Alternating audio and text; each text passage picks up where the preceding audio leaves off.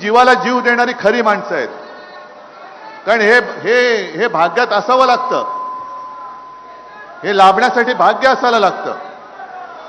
नुसता विकास निधी काय साठायचा विकास निधी? नुसता पैशाचा ढीग पडला पण प्रेम नाहीये. आम्हाला हरामाचा एक सुद्धा पैसा नकोय.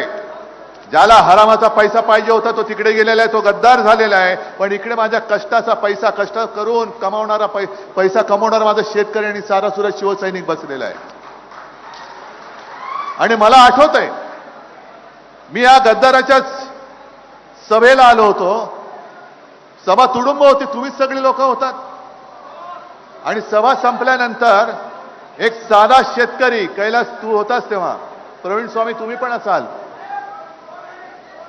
एक साधा शेतकरी एक बटवा घेऊन आला आणि मला म्हणाला की साहेब माझ्या हस्ते एक मला निधी द्यायचा आहे.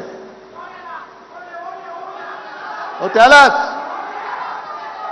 आता विचार करा, समोरनं पैशाचा पाऊस पडत होता, आता बाहेर पाऊस पडतोय, तसा पैशाचा पाऊस. शिवसेनेला हरवण्यासाठी यांच्याकडे माणसं नाही आहेत, पैसा अमाप आहे. जरा थांबा ना, एक तर तुम्ही बोला नाही तर मी बोलतो. जरा थांबा जरा. पैशाचा पाऊस पडत असताना एक शेतकरी त्याच्या कष्टाचे काय पैसे असतील त्याच्यामध्ये, ते पैसे त्याला देत होता. म्हणजे केवढं प्रेम होतं त्या एकेका पैशाला.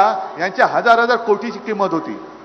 शेतकऱ्याच्या कष्टाचा 1 रुपया म्हणजे गद्दारांच्या 1000 कोटीपेक्षा जास्त पैशाची किंमत त्या शेतकऱ्याच्या पैशाला आहे. आणि मग भाषण काय देत होता, माझा मोबाईल नंबर घ्या. अरे मी स्वतः नंतर फोन केला, मग मी कैलासला फोन केला. अरे मी नंबर फिरवतोय, फोनच उचलत नाहीये, करायचं काय? आणि मग त्यांचंच भाषण आहे. ओमच बोलला होता की दादानो आपण